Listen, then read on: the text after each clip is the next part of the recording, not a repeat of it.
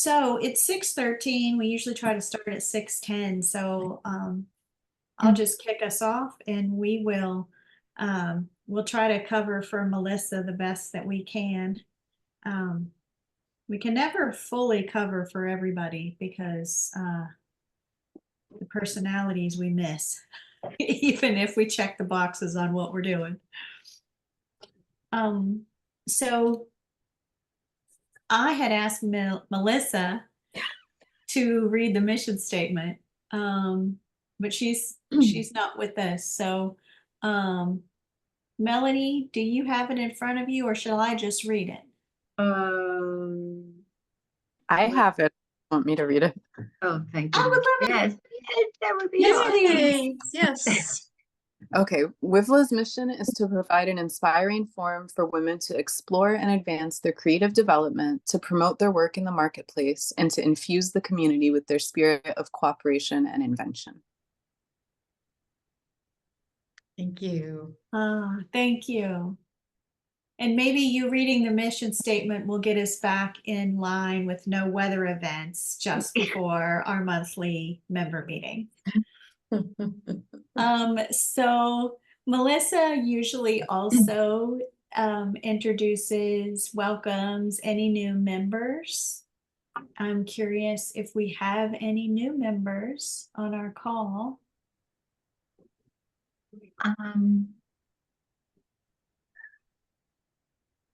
Okay, wait a second. I think we do have at least guests or new members. Yeah. But their cameras aren't on. Yeah. Y'all need to turn on your cameras. Let's see. Francis. I don't know.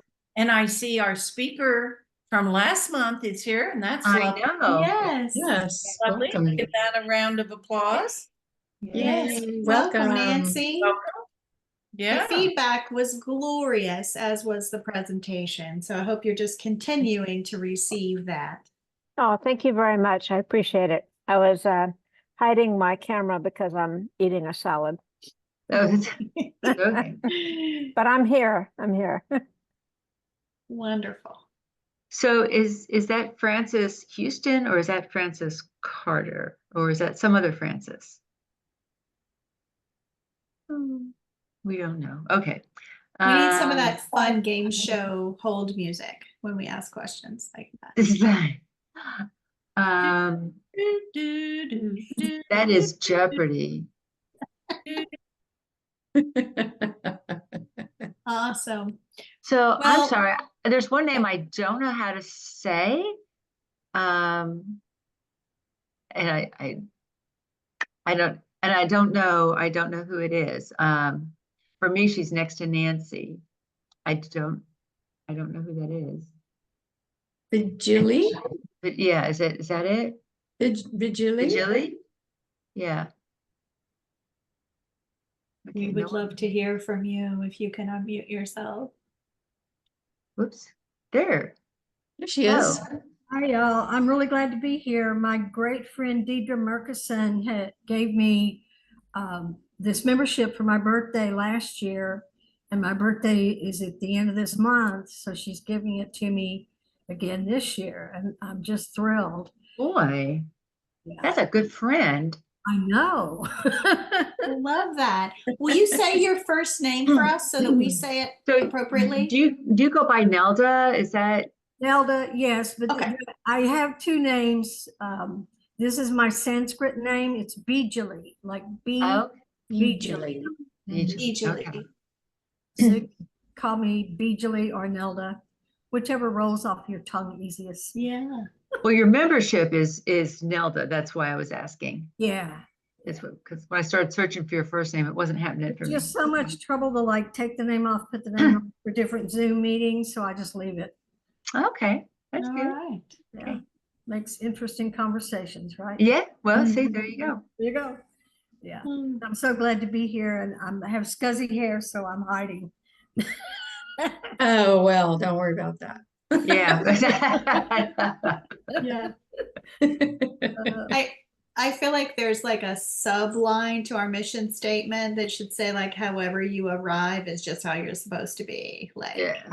you know, Kind of like what Bill Curley does at the beginning. exactly. No matter who you are, where you are celebrated here. There we go. Yes. Right. Yes. So, we have this 30th anniversary event coming up in October at the Cloister Gallery at Christchurch Cathedral. And there's been a lot of wonderful action in making all of the plans, getting everything in order, and there's plenty of ways to volunteer. So Melissa Chambers and Kathy Crawford are kind of heading up the project management part, the event planning, but there's also a lot of other people who are heading up different aspects of it. And so if any of you want to volunteer and participate in some of that, those are the people to contact. You could put something in the chat box and we will make sure to follow up if you want to volunteer. Melody, you look like you're going to say something. Were you going to I say was, and I something? changed my mind. Okay, fair enough. And then I'm making announcements that Margot was going to make because Margot has started a new class and the first session is tonight. And so I am no Margot, but I will do my best. The Women's Caucus for Art has opened up a call for entries for a show, which I do not know how to pronounce. I had a lot of fun in my head with Arborea or Arborea. Yeah. But I'm going to drop the link in. That is also going to be at the Cloister Gallery, and it happens to be during the time that our anniversary event is going to happen, which is on the 24th of October. And I'm going to put a link to all the information you could possibly want. The entry deadline is August 5th. So I wanted to make sure we bring it up tonight because it will be close to the deadline time when our next newsletter comes out. So keep an eye out for that. And then gosh, it's hard for me to copy and paste while I'm talking. But there's a link to it in the chat box. And as you might imagine, arbor is part of the word. It's all about the trees and celebrating and reflecting on our relationship with trees and how they shape the journey of our lives. So there's so many different ways to go and direction to go in with this. You do not have to be a WCA member, but you're encouraged to join. For members, the cost is $5 to enter the show, and for non-members, it's $30. So I just kind of try to skip across the highlights, but I encourage you to follow the link and find out more. Let's see. Brooke, Yes, one other thing, if I Susan. could just interrupt for a minute. We need everybody to RSVP for the anniversary event. It's really important that you do that so that we can give the caterer some good numbers. So if you haven't done that, you can do that on our website, I believe. Yes. Yeah, Yeah. on the date, it's on the calendar. So if you go to the calendar, it's I'm sorry, I have too many things. It's October 24th. Is that what it is? I believe so. Yeah, and Yep. I'm having a hard time. And then on that there is a link to RSVP. Or I'm having a hard time getting to the rest of it. So you can sign up to volunteer for it and sign up to come at the same time. Yeah, I love that. And I'm glad that you brought that up, Susan. I am notorious for not RSVPing until the last minute because I don't want to commit and not show up. But when planning for events like this, it's so hard to figure out how many people are coming unless you RSVP really early, and then we can plan for the appropriate numbers. So but you thanks will for be bringing that up. attending this one. I will be attending and I will go ahead and do my part and RSVP as well. All And right. all of you people that are watching the recording, this is for you too. I love it. Awesome. And then the other Margot announcement I have is that we are still collecting quick pearls of wisdom to celebrate how WIVLA has positively impacted our work and our lives. These are being celebrated on our newsletter and also on our website. So be sure to get those pearls of WIVLA to Margot so that it can get in the proper channels and we can celebrate your celebration. Your experience with WIVLA. All right, I'm rolling through our agenda, and I'm trying not to be super awkward about it, but I am me. The next announcement was going to be for the visual arts, and unless I have a second screen of participants, I don't see either Marie or Shirley, and I know Shirley's out of town, and I know Marie's internet Zoom issue was spotty. Mhm. So I'm hoping, Melody, will you touch on the collaboration and the submission process? Yeah. So everyone that has signed up, we've got 22 teams signed up for the collaboration, which I believe is the most since I've been a member. Now, I haven't been a member forever like Kay, but 22 is the most since at least 2018. Which is great. Now we need all the content. So I sent out email to everybody who is participating in the collaboration and included a link. So that link will take you to FormSite where you can upload your content. 5 people have uploaded content. I got 2 bounce backs for incorrect email addresses, one of which was mine. So anyway, so I fixed them both. So everybody should have the email. It's really important that, particularly that you the literary guys get their content in post haste, because it needs to be reviewed before it goes to the book. But when I come back from Cool Banff, I hope. I need to have all the content ready to go into the book so we can make a deadline. But 5 people so far, so that's great. Awesome. And the next check-in is with Rebecca. And I don't see Ellen. That's all you, Rebecca. Okay, so our literary events that are coming up in the fall are the Writer Palooza Conference.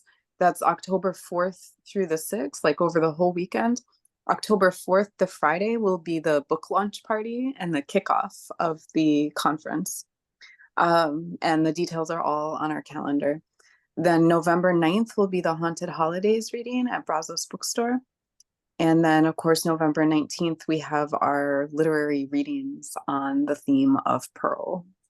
And I think that's it. Fabulous. So we were intending on having Bridget tonight, and with all of the unwanted excitement we've had in the last week and a day, that didn't happen, but we're forging ahead, and I'm going to resist the urge to introduce myself and see if Susan or Melody would like to introduce me as tonight's presenter.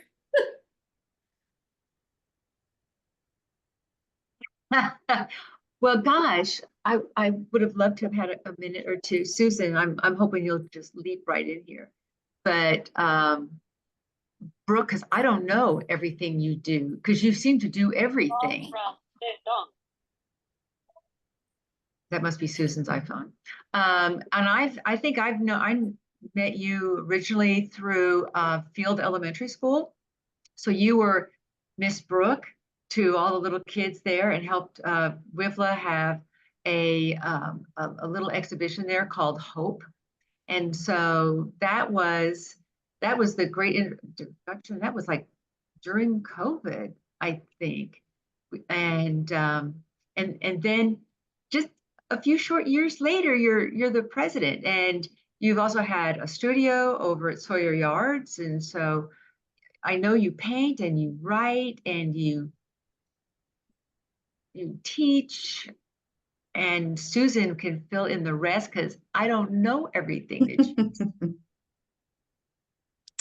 Well, it's kind of hard to come up with everything that Brooke does because she does so many things. But I've known Brooke for a few years. I first met her at the Heinz Center when she was the director there. And I've been in one little group with her and taken a class from her. And I can tell you that you want to take a class from Brooke someday. You want to do that because she will she will change your life.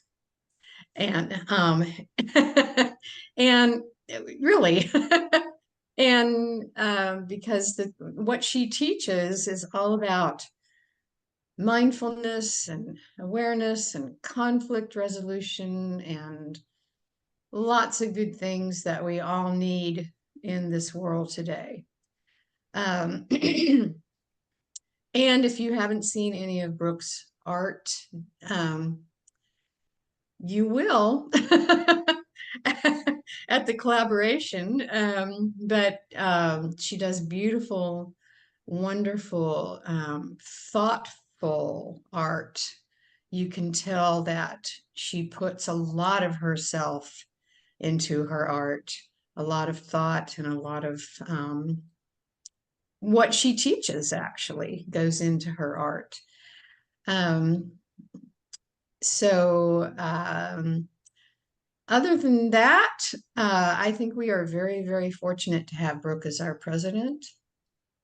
And she's the reason why I'm the vice president, because I wanted an opportunity to work with her and learn from her. And I can tell you, I've already learned quite a bit from her and her presence and just the way she thoughtfully handles things that come up in our meetings. So take it away, Brooke.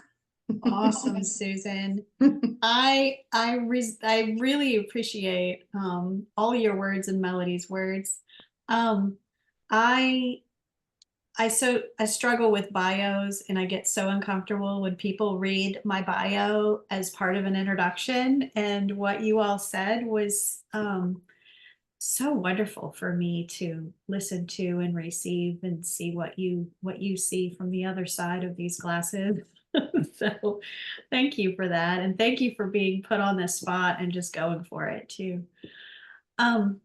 I just like off the cuff said to Jean, if you ever need anybody to fill in, I would love to share my blackout poetry practice with people. And so who knew the opportunity was going to come up so fast? So this is hot off the presses, this presentation that I started putting together last night. And I hope that it will come across as if really that I've been working on it for over 4 years, because that's how long I've been working on the project that I'm working on. So you will see more of my work than maybe you ever wanted to see, because I have jam-packed it with examples of the blackout poems. And I'm going to go ahead. I know I don't have to give this disclaimer, but some of my background, I am trained in architecture. I did work in architecture for 17 years. And if I wasn't a perfectionist before, it made me one, really focusing on all the little details. So I feel like I need to have this disclaimer. Like, I put a lot of my notes to self on my slides because I didn't have the time to kind of do some run throughs and feel comfortable that I wouldn't forget some things. So hopefully it'll just flow and you won't worry about that. Now you're not allowed to because I told you not to. Okay, so I do want to tell you one more thing before I hit share on here is that after working in architecture for 17 years, being a mom for almost 10 of those years, I had a big crisis in my life. I really couldn't figure out how to be the mom I always wanted to be, and work in architecture at that time. I was only the second person in my firm to have children as a woman, to be a mom, and it was really difficult. And when I had this big crisis, I got really involved in how to put it all back together and really look at who I am and what I care about and kind of start over from there. And that led me on a real spiritual path. So you'll hear Susan talk about Bill Curley. We kind of share a spiritual guide there, and that's who I went to. And I kind of, in a way, mentored under him for a little bit and taught kind of as his substitute teacher every few weeks for a season, and then got on the path to becoming a spiritual director and went through a 3-year program at the Cynical Retreat House. And this is important to the presentation I'm giving because this isn't just Blackout Poetry. To me, this is my spiritual practice. And one of the things I learned at the Cynical Retreat House was the Ignatian exercises, the Jesuit practices, one of them being imaginative prayer, and also learned Lectio Divina. And so I blend Lectio Divina with blackout or erasure poetry. And I suppose sometimes I did a little bit of research about blackout poetry, eraser poetry, found poetry, and discovered that not everything I do that I'm going to show you tonight is actually blackout poetry, because I don't technically black things out all the time. So anyway, I'll get to it. But I'm going to touch on the purpose of this practice for me, my process, and the product.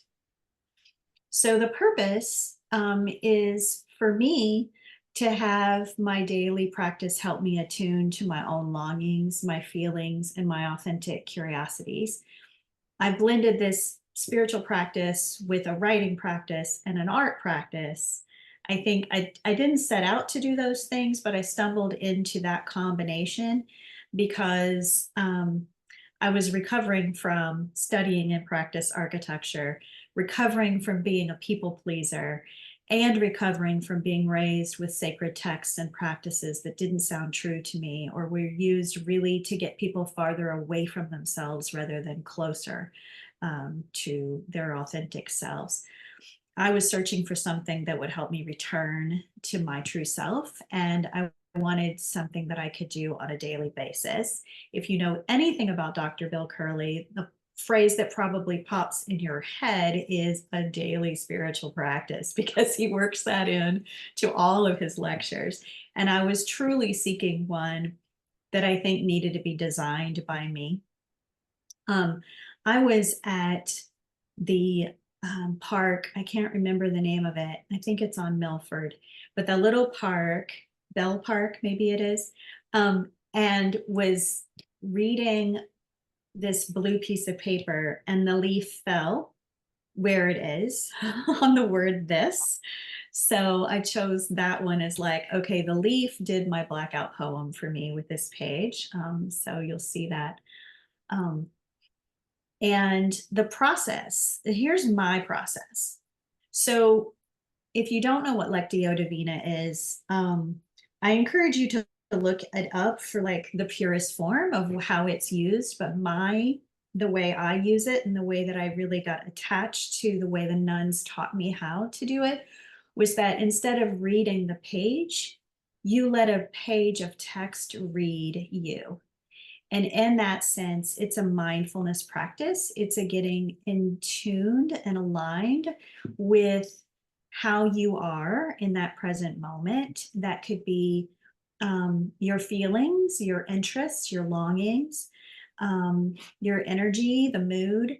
So what you do is you read a page of text and you resist the urge to read it for the content and the context.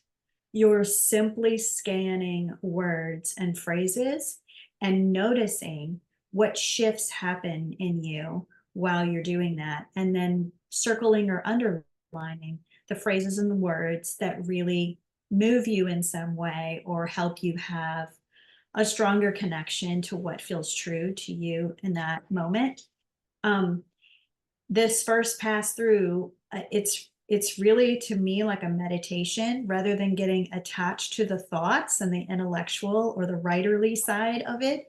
I resist the urge to try to be witty or intellectual or crafty with what I'm underlining and circling. The first pass is really about letting the page read me in that moment. And then for the second pass, that's when I start to notice if there's already some devices working, like alliteration or an extended metaphor or repetition, any literary devices. Sometimes the way the writer who's written the page originally already has those things going on, and I might be responding to the message or the mood of those devices. And I might want to bring that out a little bit more to support whatever message is coming off the page for me. Also on that second pass, that's when you can start to add transition words, or remove or add words or phrases to strengthen the message you might have heard in the first pass. I'm going to let my dog out. Okay. So let's see. All right. So then the product. So really after I've done that second pass, maybe there's a third pass. You know, if you're a writer or an artist, there's always more passes, more drafts, more refinement. But at the last stage really for me is creating an image that goes with the words that enforces that insight or that message or that mood even more. And this is where I really get to play with existing art and existing photographs that I have, or I will be inspired by the words and make something new before a response with those words. And I will tell you that working on the collaboration this year has really taken that to the next level. Working with my partner's poem really helped me create a piece of art that I'm more proud of than anything I've done in the past. And so I started thinking, wow, I have over 300 of my own poems. I've never set out to play the part I just played with her with my own poems. So you can bet I'm going to be doing that from now on. I usually have gone and harvested something from my archives of photographs and artwork to pair with my words. But in the last month or so, I've started creating art with the purpose of supporting my Blackout poems. So that, like I said, that could be anything, a photo, art, a doodle. Traditionally, it's just a black marker. And I've done this in the classroom when I taught art and when I teach creative writing. This is one practice I've brought into both classrooms, whether it's for the purpose of art or for the purpose of writing. And I will tell you that as long as students can read the words on the page, they end up making the most profound poetry, even if they don't mean to. And some of it is in the selection of the pages that I give them to work with.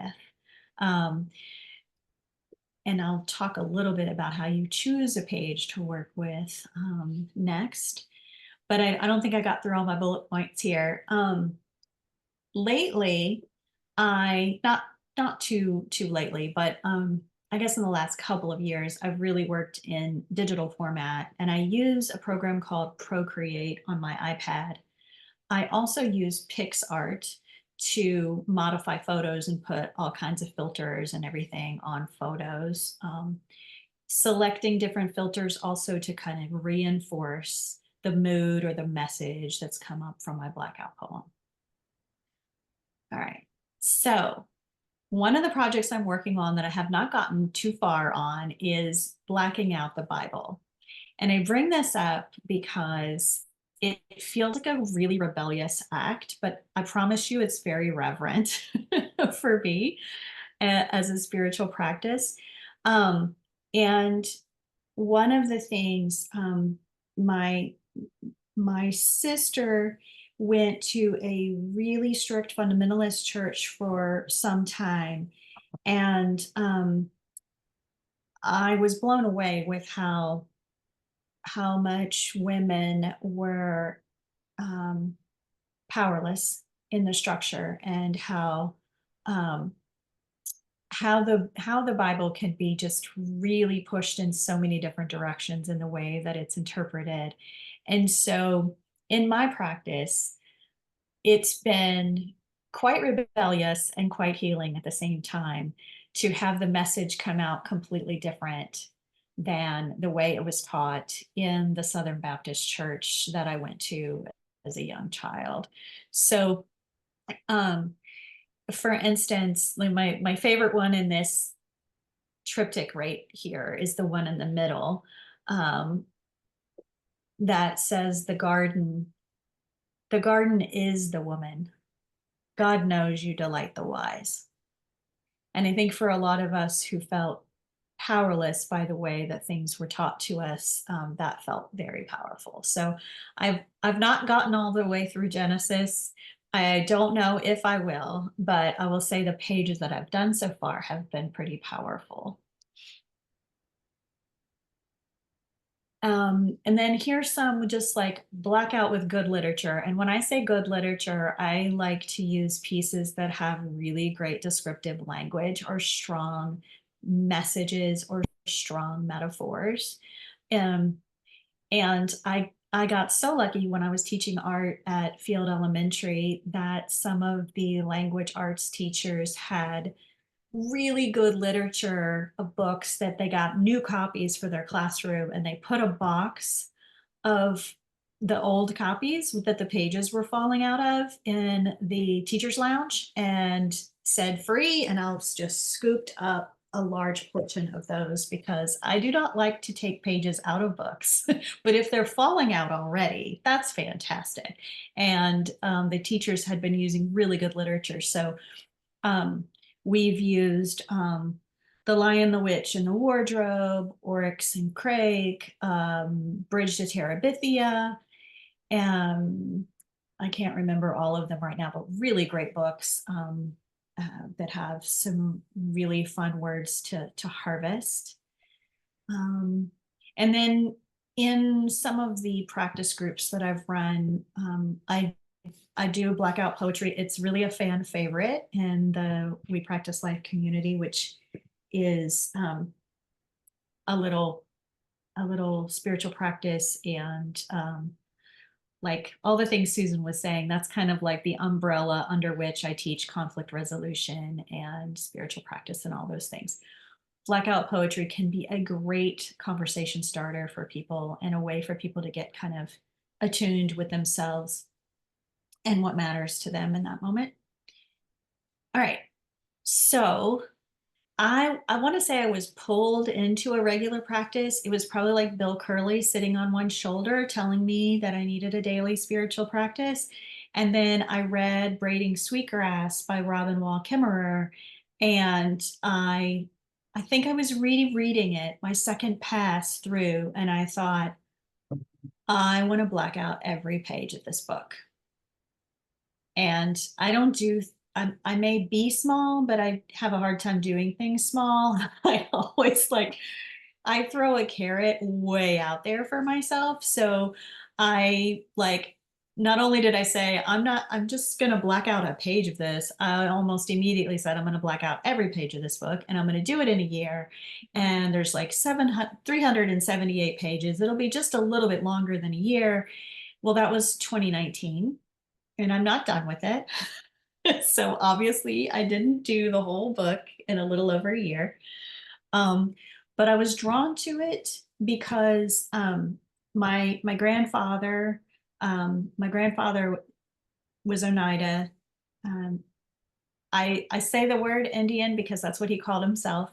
But he was part of the Oneidas in Wisconsin, and he passed on this kind of love and understanding about nature to us. And so when I read this book, I could almost hear his voice when I read it, and the content of it just really spoke to my soul. And so I took that up as my spiritual practice, even though it wasn't daily, but that was the intention. So today I did complete page 221. And I have completed 98 pages in this year. So there were a lot of stops and starts. I did none of it in 2020. There's no page. I put the date on the page every day I do one. And there's no 2020 in that book, even though looking back, I had plenty of time to do it, but I was not focused on it. So I'm celebrating that I've done a lot more this year. So here's some examples. Some of the first ones I did, I used pictures of my daughter at different ages. And a lot of times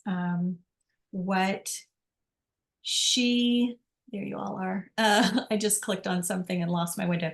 A lot of times I'm learning from my daughter as she navigates life. And so I would see images of her when I would kind of curate the words on the page.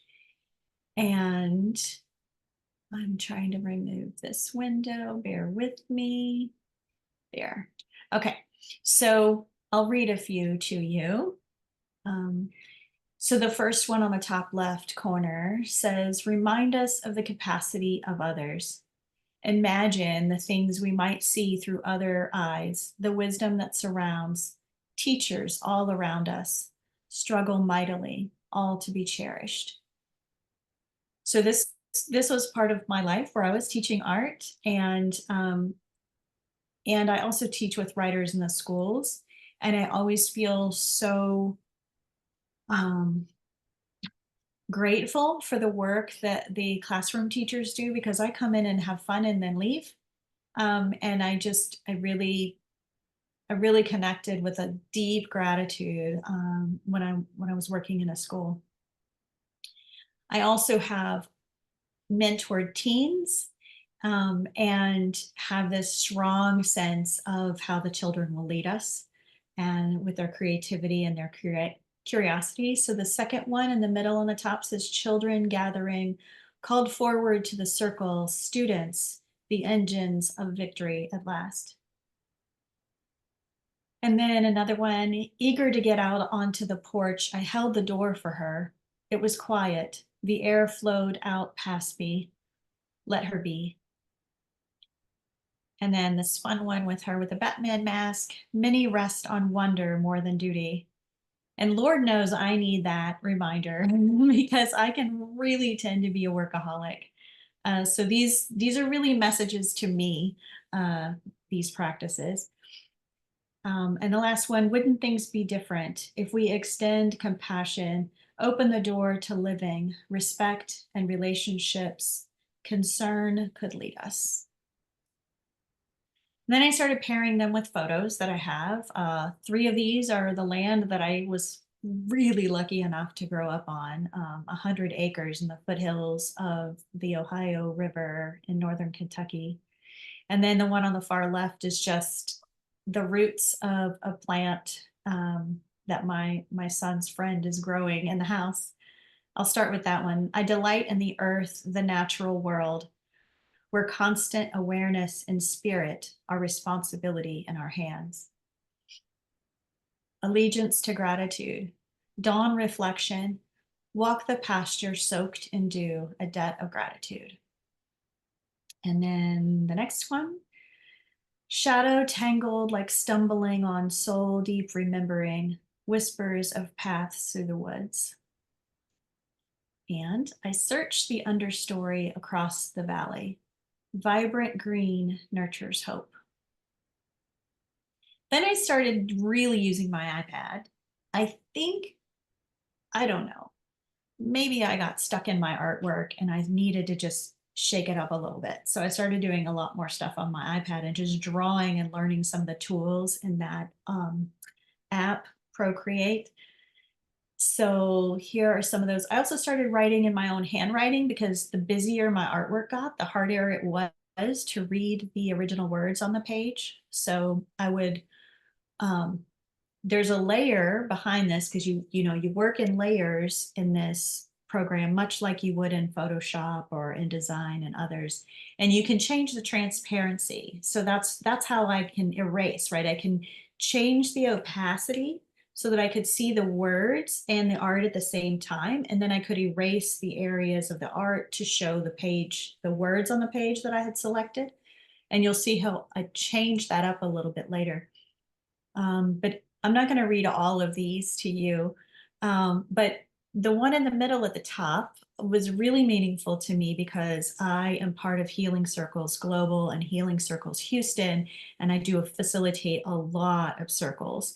And so the lights in that one in the middle at the top represent people who come together in healing circles. And the words that I have on the page are, where gathered minds meet, listening takes effort, cherish the experience. And then the one below that, I learned how to draw with ribbons of light in Procreate, which is really fun. Essential companionship, warm and kind, always recognize the threads, to join instead of divide, beautiful together, the necessary path. Here's another one of pretty much, a lot of these have the same kind of message, but they're ones I need to hear over and over again. Energetic reciprocity, human radiation, growing together, material and spiritual, all wavelengths, might we see the world more fully, shimmering threads that hold it all together. Here are some more digital ones. There's so many different things you can do on the iPad in this program. In all its mystery, the unseen energy, the life force, likely speak in your native tongue. And then the one at the bottom in the middle was one of my favorites ever. Walk through the world mindful, being taught to live wide open, flow like a stream of grace. And another one I love, I guess I love all of these or I wouldn't have picked these words. For this moment, be a Saturday, understand what it means to be beings. Then I got really crazy with PixArt, which is the photo doctoring software that has all these different filters and AI filters and things like that.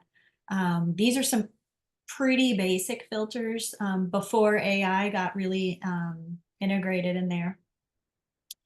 The one on the left is a photograph I took of all of the greenery I was using to do jelly plate printing, but this is just a photo of those materials that I doctored in PixArt. We are midwives to gifts, embody the whole, emerge together. All gifts are multiplied in relationships. And then here's a page I did two different ways. I did two different blackout poems on the same page of text, and some of it's similar, but some of it is not. The one in the middle is in the shadow of the fall. She missed her own beautiful Kentucky river, flowing the river. I knew, here it is. And this one's from the same page. In the shadow of the fall, she missed her own beautiful hands and heart, flowing just like this, she had grown up. And then bottom right, I joined the indigenous, a different story, subtle sounds, delicately attuned, does not divide the world from the one with which all are aligned and alive.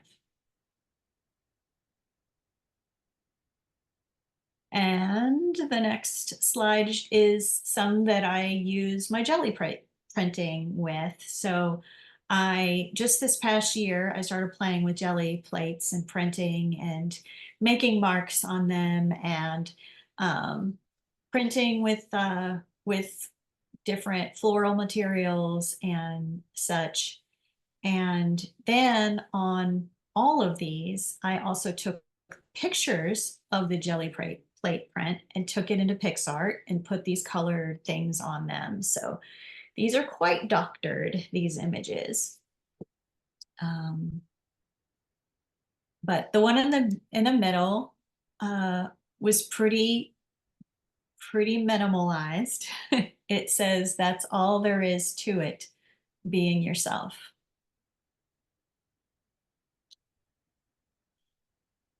And then the last group that I'm going to show you is when you doctor things, when you draw things in this app, Procreate, on your iPad, in the background, it's doing, it's recording some frames, the differences of what you're doing. So it's almost making a frame by frame kind of video. And then you can choose to export that video. It's not tons of frames. It gets kind of, it compresses, obviously. Otherwise it would be a huge file. And you can see I haven't quite mastered how to get the resolution to be the way I want it, because it's pretty pixelated. You can see the image on the left, but the image on the left is a video, which I'm going to play for you. The image on the right is the still image of this blackout poem that you can see I did on the 7th of this month. So remember how I told you you can change the opacity of the layers and you can see through. So what I realized I could do was I could, instead of only deleting the words that I chose, I could delete the page with the image behind it, revealing the image. So that's what you're going to see in this video. So you can see I'm just making lines, just like you would with a marker to make a traditional blackout poem, but I'm using the erase tool. So I'm erasing the page to reveal only the words that I chose and reveal the image that I've placed behind it.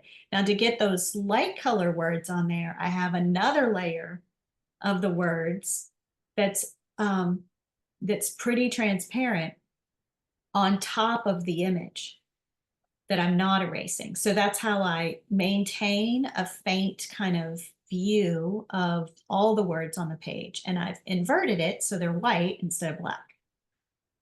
So over these 4 years, I've gotten pretty complicated, I think, with how I'm doing this. But like I said, I've kind of like, I don't mean to, but I do that whole like go big or go home kind of thing. I'm just always challenging myself.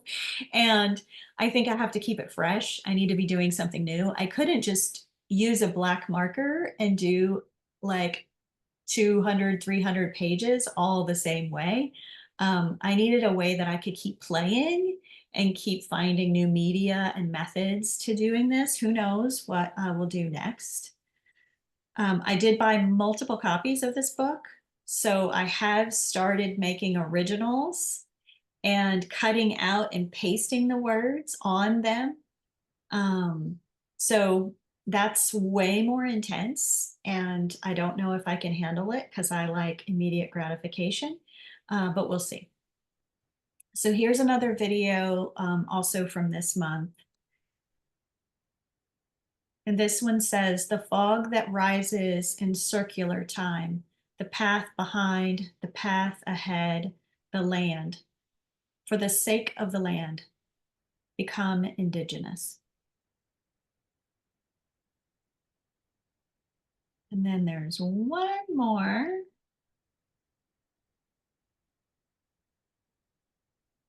This was a jelly plate print that I incorporated.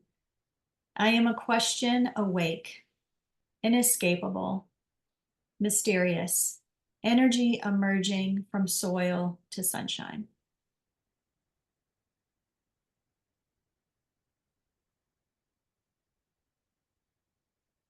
So back to the purpose.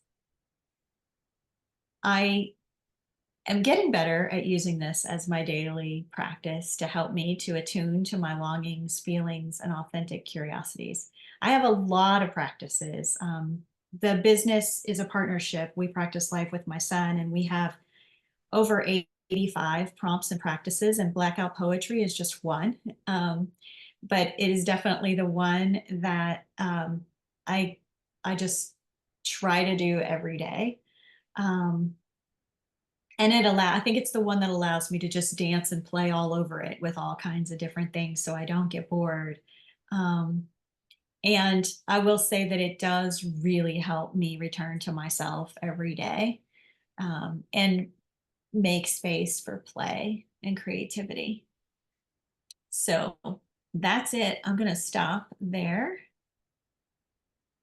and see if there are questions, comments, anything that people want to discuss. So Brooke, some of us kind of hold like a printed book to be like a sacred thing almost. So most of my reading is on Kindle, and if it's a really special book, then I buy the hard copy. So are you buying copies of all these things or photocopying pages? Or are you, I mean, I saw this last one, you said you had several copies of the book. So I could see how you're working on it, although it seems like some of it's digital too. Yeah. So great question. And for the ones that are not braiding sweetgrass, I have those books that the pages are falling out of, and it doesn't feel sacred. So I do those. And the texture, the tooth on books is so good for so many different materials, like colored pencils, oil pastels, when you use mineral spirits to blend them. They just work fabulously on those pages. And I hope that I always have plenty of donated falling apart books so that I can use those, because I feel the same way. I have one dedicated copy of Braiding Sweetgrass that's on my desk that I do this is my book of daily, circling the words, underlining the words. And I have some, that I've done right here in the book using different materials. I've discovered how difficult it is to use my favorite alcohol markers because they bleed. Oh, yeah. So there's that issue. But once I started using my iPad, I started taking photographs of the pages, and then I bring the photograph into the iPad, and then I can play with it a million different ways, really. And I have multiple layers of that book page and all of those things. And I've really gotten away from doing the actual artwork with materials in the book, in this book. And that's why I bought multiple copies, because when I wanted to go back to materials that are like tangible and, get your fingers all dirty and everything, I wanted to do it in a different book, because I realized how many different directions I like to go, even with one page. So the other thing I did early on when I came up with this big project that I thought I could complete in a year, I contacted the publisher, because I wasn't sure about copyright and how many words, when are you doing enough things different to the book where it's actually your own work, and not primarily theirs. And I knew that I would have an issue because I so wholeheartedly love all of Robin Wall Kimmerer's words on the page, that I wasn't going to get too far away from her message. So I contacted the publisher and told them that I really wanted to do this black out every page of the book, and I wanted to share it because I was getting feedback that it was inspiring others. And so I wanted to be able to share it, and they gave me permission to share my blackout poems as long as I always kept that resource where it came from. And so I make it a habit on my Instagram and Facebook to always say, you know, what page it is on Braiding Sweetgrass by Robin Wall Kimmerer Milkweed Editions. Like, that's part of everything. So That was a really long answer to your question, Melanie.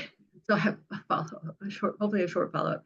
So you were going to do like a page a day, and you start out with pencils or markers of some sort, and then you're going into Procreate and the iPad. Have you found that it takes a whole lot longer when you've gone digital because you've got all these layers and things you can do and pictures than when you just kind of colored it in? 100%. Like, Okay. here's page 4 and 5. Those took no time.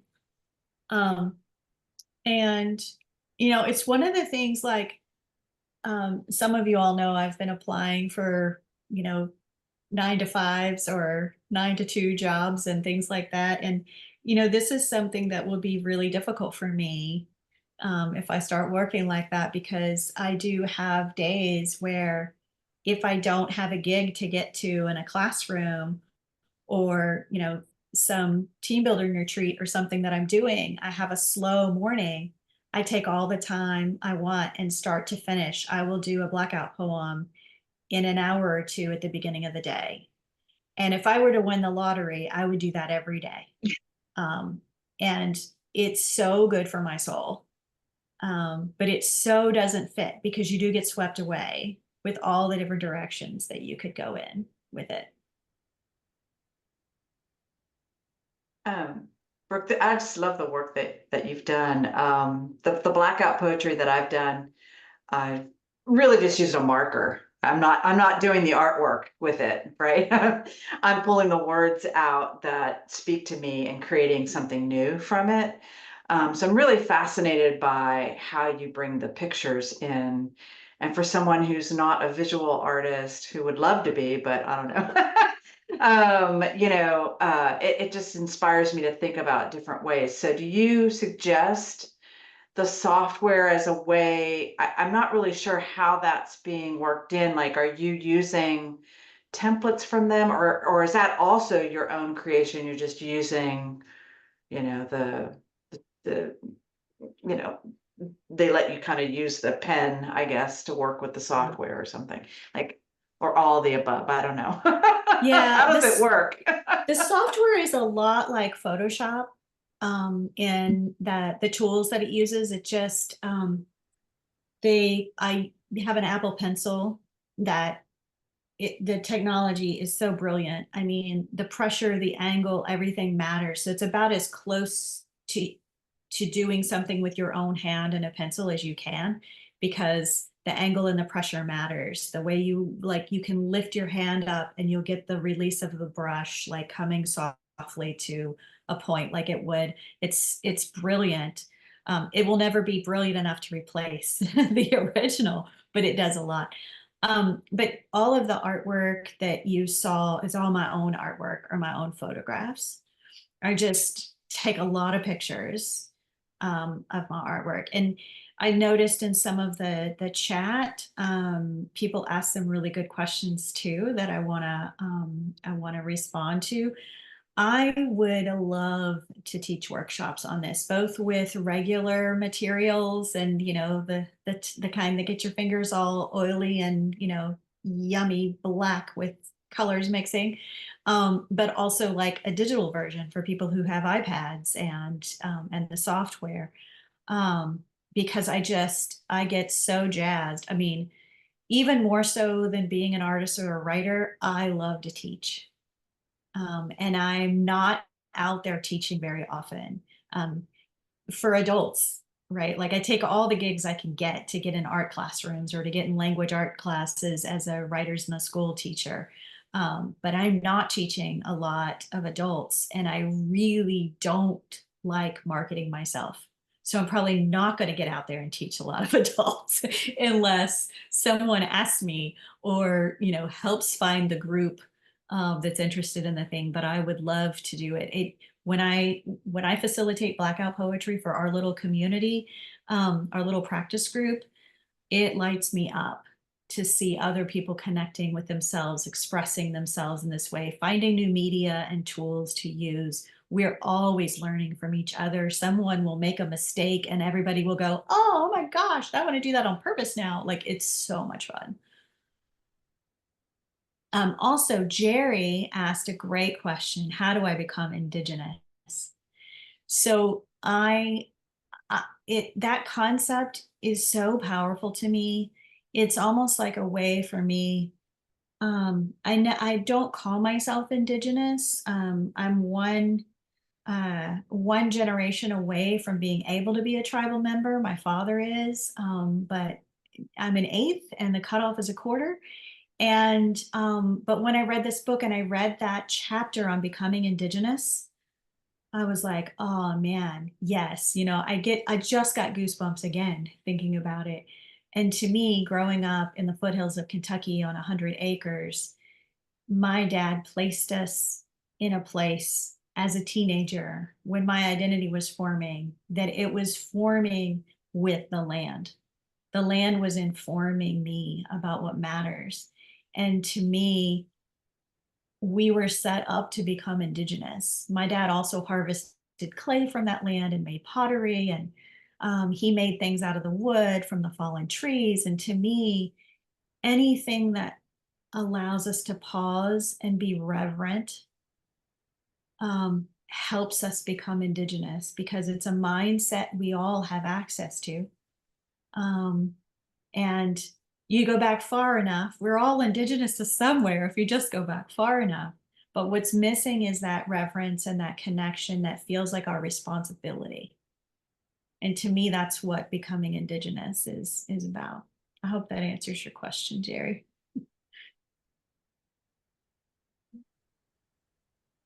All right, anything else? Yes, Kay. First of all, I didn't know about Blackout Poetry, so my universe is expanded tonight, and I appreciate that. Thank you. Where do you see yourself in this practice, in the continuum of like the Dadaist or the Imagist poetry? I mean, where does this fall into our literary traditions? If someone has an answer for that, I would be so happy. You know what, Brooke, I have seen, and Kay, I have been to a couple of exhibitions where there's a lot, the Blackout Poetry is really the art. I mean, it's kind of like it's the art and it's the literary both.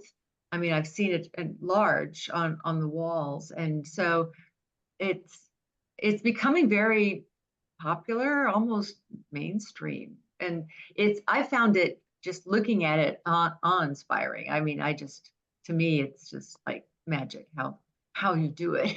I would point out that Donna Perkins has been doing art with beautiful text and piano keys and everything for years. I mean, I understand the putting the two things together. I just wonder where it fits in well, I don't know. I studied English literature. That's my background. But so I would be interested in Brooke's answer. Yeah. I think when I started doing research in the last 24 hours on Blackout Poetry and erasure poems, I think when it comes to like erasure poetry and found poetry, rather than having the words and the phrases stay where they exist on the page, you're placing them in lines and stanzas and, organizing them in a more traditional poem, right? With Blackout Poetry, it's also called redacted poetry, right? That where you're getting rid of the things, but it's keeping its original sequence Placement. and how things are grouped based on the way the page currently exists. So there's some subtleties in the differences, even though sometimes people use the same words for it. But I have also taken the words off the page and written them in stanzas, and made sure that any reader is taking the breath where I want them to take it, like a more traditional kind of poetry form. But one of the things I think that's kind of cool about this process that is probably no coincidence is that I'm an integrator. I'm not someone who's taken one clear path. There's an amazing YouTube video by a woman whose name I'm not going to be able to remember probably. Emily Wapnick. I did it. Wow, thank you. I must have gotten a boost of estrogen all of a sudden. Emily Wapnick has this great YouTube video called Multi-Potentialite. Okay. And what she's talking about is that how much she hated when people would ask her, what do you want to be when you grow up? Like, that's such a daunting question to ask kids. It's a daunting question to ask anybody. And what she's talking about is how some of us, maybe all of us, but some of us really that jump from career to career, from interest to interest, are bringing with us something we've learned or done already. And we bring the insight and expertise of that thing into our new career, into our new setting. And it allows us to be a fresh thinker in that environment with people who've taken a narrow path and have become experts in that thing. And that it actually kind of takes the intersection of people who are experts in something and people who jump from thing to thing to kind of shake loose the old ways of doing things and be innovators. And that watching that video helped me see that I'm not flawed or failed because I can't stick to something for the rest of my life and just do your career for 30 years or whatever, but that it actually might have some value. And I feel like this blackout practice and the way that I've integrated a lot of different things, is it art, is it writing, is it digital, is it handmade? It's just so much a part of who I am and how I love to just like, let's mash it up and see what happens. Mm-hmm. The other thing is, and the reason I started using this with students, is writer's block, artist's block. Like, how daunting is it to stare at a blank page? We know it that. is so daunting. So I like to say, start with a full page and remove the things that don't speak to you. It's so much easier. So when I'm trying to help coaching clients or kids in the classroom see themselves as creative, I like to start with a full page. What doesn't speak to you? It's so much easier to get rid of what doesn't speak to you. And then you at least have a direction, use it or not, but it will jog something loose. And if you choose, like I said, if you choose the literature with something that's already inspiring or interesting to you, something will happen. Yeah. You will find something on that page that will jar something loose, and hopefully you're on your way to some form of expression or play. Thank you. Thank you. There's no short answers with me. It's a good thing we have some time. Are there any more ideas, questions? I really do hope that that I get the opportunity to teach something. So I see some good ideas in the chat. Yeah, Nancy, did you want to say something, or you just right on in me over here? No, I'm just saying, do it. Let's do it. I mean, try it. I'm not a visual artist, but I took painting when I was a kid, but I just think this is amazing. And, so 2 or 3 people want to do it, your first pass. That would be awesome. We could have a workshop. Yeah, I mean, it would just be awesome to do it in person and have different choices for how you pick your work or whatever. I was just thinking I would love a workshop where everybody is doing it to sign up for one day. Yeah. All right. That's great. We're going to do it. Awesome. And Nancy, since you spoke, you gave me another idea of something else I want to share. Because my field is also in healing work. And so, and that's why when you spoke, it made me remember my work in that field. I don't know if you've heard of this, but I don't know if everybody's heard of this, but oftentimes when people are struggling to connect or self-connect, self-reflect, people use a third object, which is like, there's you and there's me, but then there's something else. And if we can connect on this something else, then we get started, right? And so Blackout Poetry and all the art forms, when I work with children, the most consistent gig I've had in the past 7 years is I work at MD Anderson on the pediatric floor doing creative writing bedside, one-on-one with patients. And oftentimes if they won't answer my conversational starter kind of questions to get them to write a poem about themselves or their happy place or whatever it is I'm bringing to them to try to attempt, I will bring pages of literature and do a blackout poem. And when there's something this accessible for them to work with, it gets them flowing. They can't help but connect with themselves in this practice. Like even if they're not trying to, they do. And the same thing with creatives who are shut down. I've worked with people who had an art teacher say something terrible about them and they can't, like their hand shakes. They can't make the mark on a page. It's so traumatic.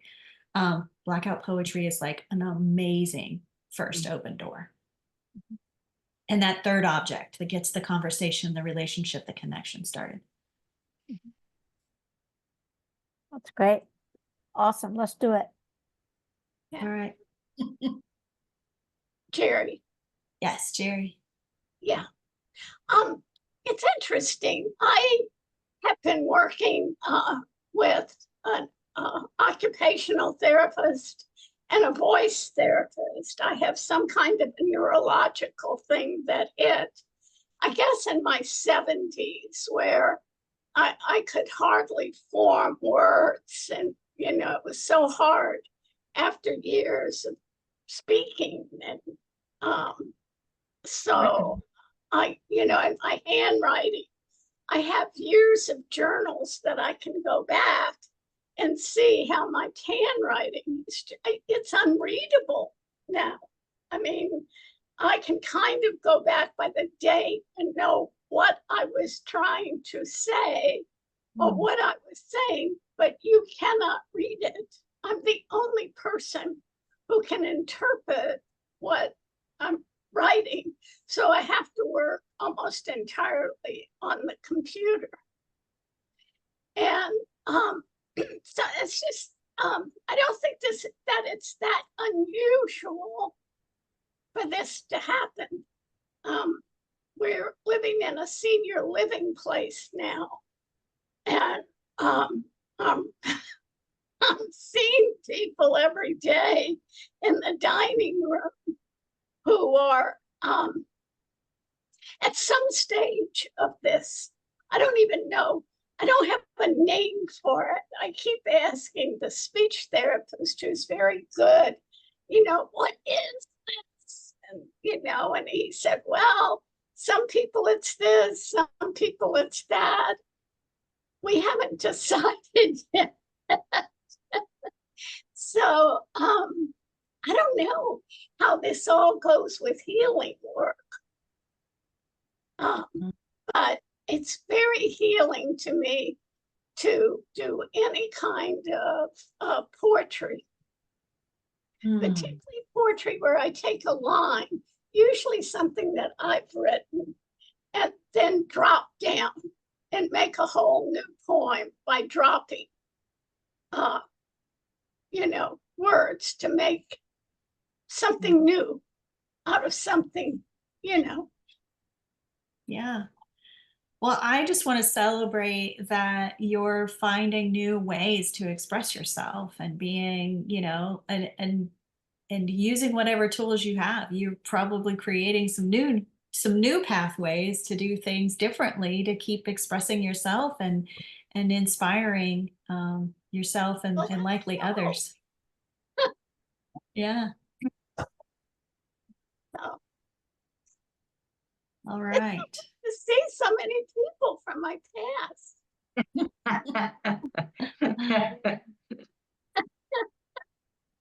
Oh dear.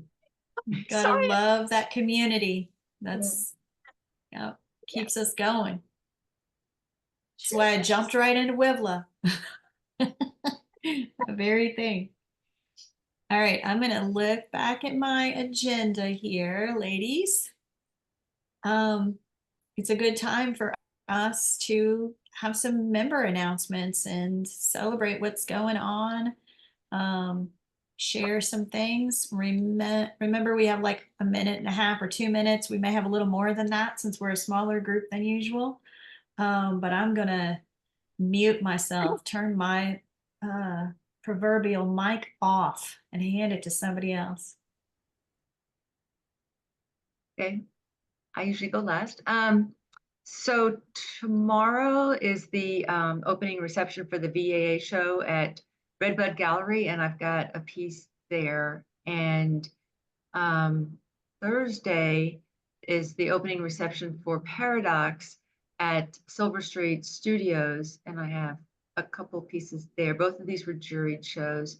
And then I have 2 pieces at Artist Gallery in the Woodlands. You've already missed their party. That was Saturday, but that show will be up through this month. It's been a good month.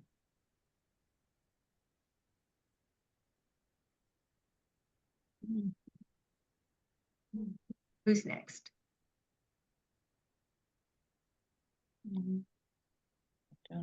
Donna.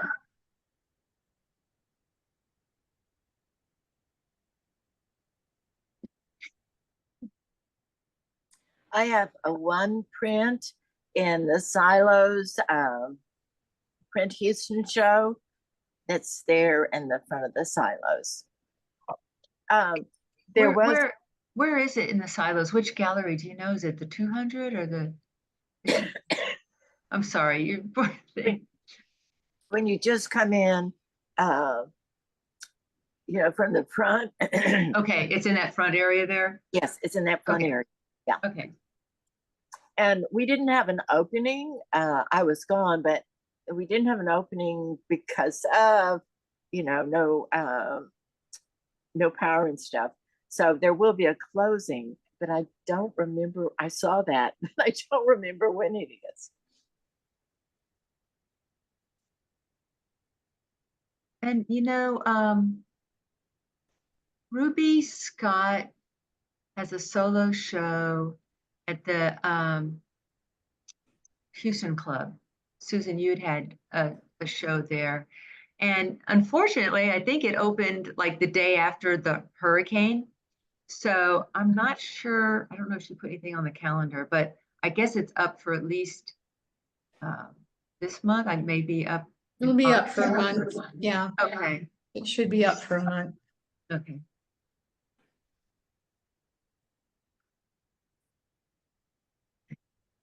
And Deborah Ellington's not here tonight. She lost her power after getting it back. She has something in the Archway Gallery show, and I think she got an honorable mention. I wasn't able to go to the reception because I had another reception. So, yeah. Well, I was gone during that reception. I was traveling to see my son, but that's a very good show. So if y'all get a chance, drop in and see that juried show. Yeah, I think Joe Zider also got an honorable mention. Did I see that right in there? Yeah, on their posts, yeah.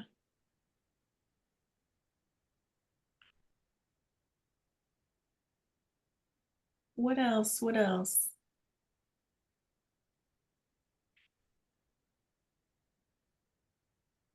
Anyone? So is Kathy, did you have anything you wanted to add about the we kind of punted for you about the 30th anniversary?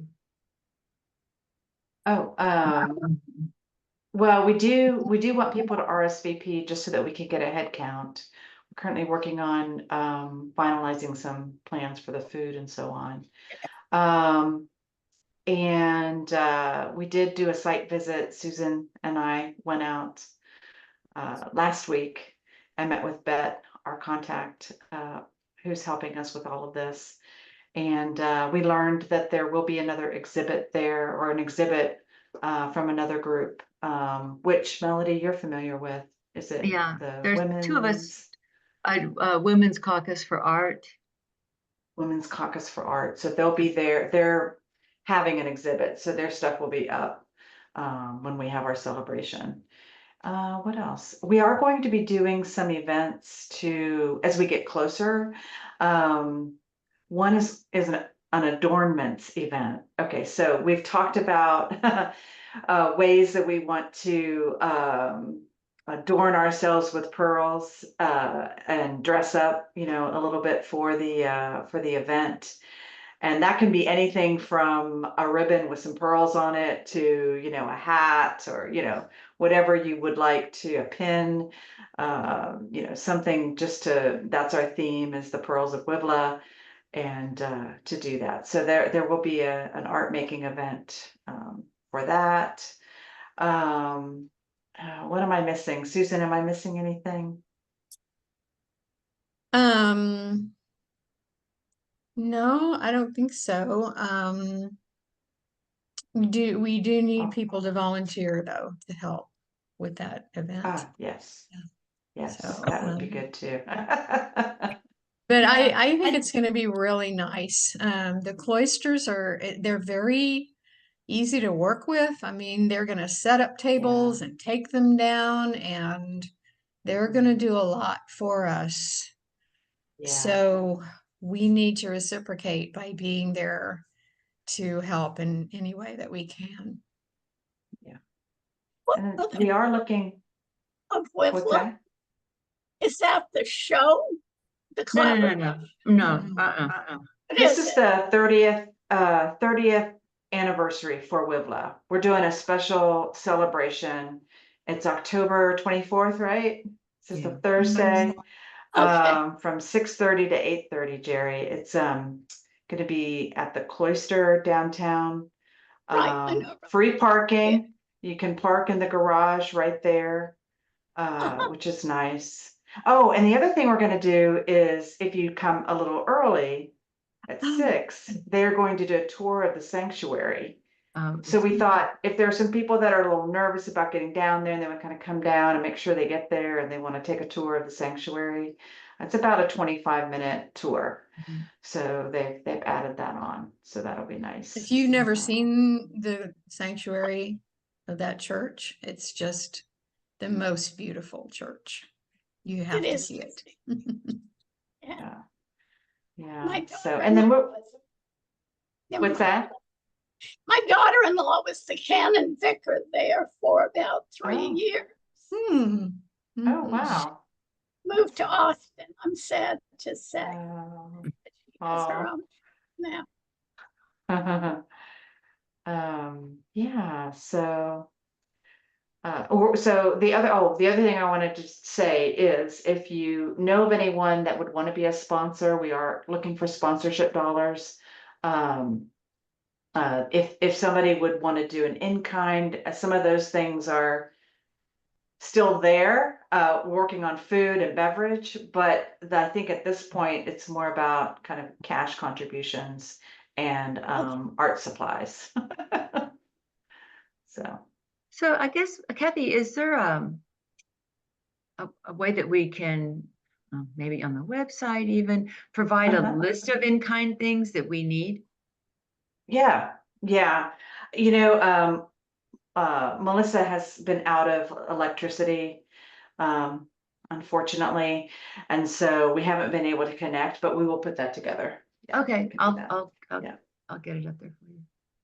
I need to get with Gwen on the art supplies. I know she's been finishing a book. So she's my collaboration partner. Yes, she's been busy. Yeah, yeah. So, but I'll get that. And I will Great. say too, like, just do a little plug for volunteering. Look at the opportunities that there are, because it's not just volunteering the night of the event. There are other ways to support the event leading up to it. So let's say you can't make it to the event for some reason. There are still other ways to participate on the volunteer team. And there's some pretty fun activities that we're doing leading up to the event with the volunteers. So just encourage you to check out the options you have for that. Did we just lose her? We did. Oh, we lost Kathy. Yes. Yeah. I tell you what, this whole storm thing with power, with internet, and with Zoom always, it's just an opportunity to be reminded of what we have control over and what we don't, and roll with it. Which is not the easiest while being human. Not. Anybody else have an announcement, celebration? All right. Well, shall we wrap until we meet again? Thank you, All Brooke, right. for a wonderful presentation. It was really good. Thank you so much for doing that. It looks like you've been working on it for 4 years. Yeah. And I did remember just while we were doing announcements that I had put in an application at the Jung Center to teach Blackout Poetry there. Oh, that'd be And great. so Yeah. I think they're working to get that on their fall schedule. So I will let you all know about that. I'll make sure I tell Margot so it gets in the newsletter. Wait a second, Brooke, I believe that you have a piece in the Paradox show. I do. As well. Yes, I do. Piggyback Melody's announcement. Openings Thursday. Paradox show, and where is it? It's at the Silver Street Studios on Sawyer Yards. I think you've been there for holiday parties. It's right there by my studio. I can't get in there. Me and my walk.